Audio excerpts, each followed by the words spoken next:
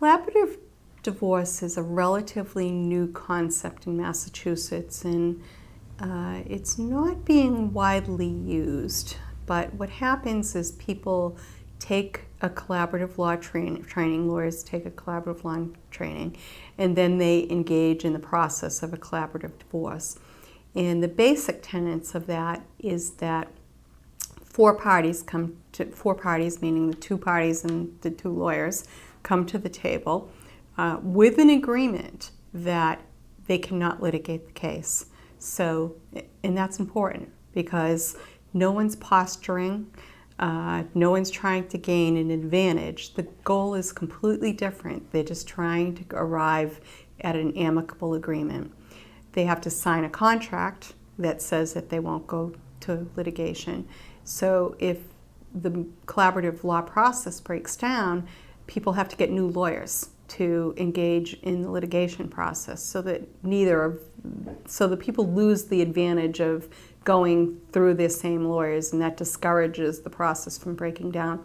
But it's really a lot more than that. It's about a whole different attitude. It's not as much advocacy as much as putting it all on the table and having a free-flowing exchange of ideas, and being able to confront whatever issues are personalized in that couple's divorce or that family's divorce.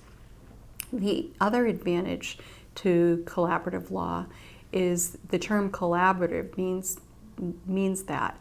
So there are cases where experts have to be employed to figure out, for instance, what a business is valued at, or whether it has a value, whether it should be considered as an asset. So a participant in a collaborative divorce might be a business valuation expert, or there may be some tax issues involving capital gains and losses, or who's going to get the capital gains and losses in the future for ones that have been carried on the joint tax return.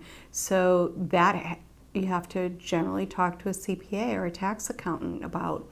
There might also be a tax analysis that needs to be done in terms of coming up with an allocation of what portion of the support should be alimony and what portion should be child support.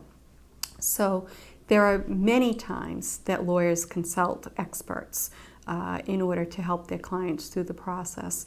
And in the collaborative divorce process, they can either be in the room with you, or they can be someone that you jointly agree to consult and rely on that information.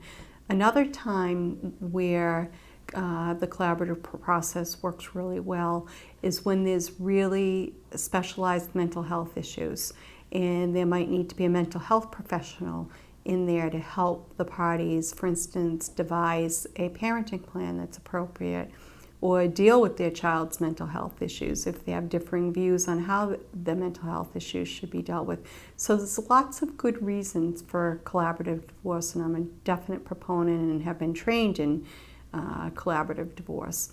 The caveat, and there's always a caveat to everything, I guess, is that collaborative divorce is generally, and again, this is a general rule, more expensive than just litigating the normal way through your divorce, or certainly it's more expensive than going to mediation. And that's because you have the two lawyers meeting all the time together.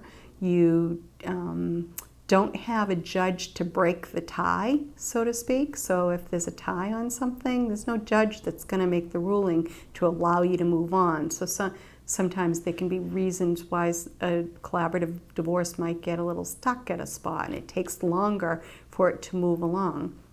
And also you're hiring the professionals to come in to collaborate with you, whereas what might be a meeting might have been a phone call in a litigated divorce, or something to that effect. But again, it's a movement that is happening in Massachusetts, and it can be a great thing for certain types of cases. Not all cases, I don't think, need collaborative divorce, but a lot of cases can benefit from it.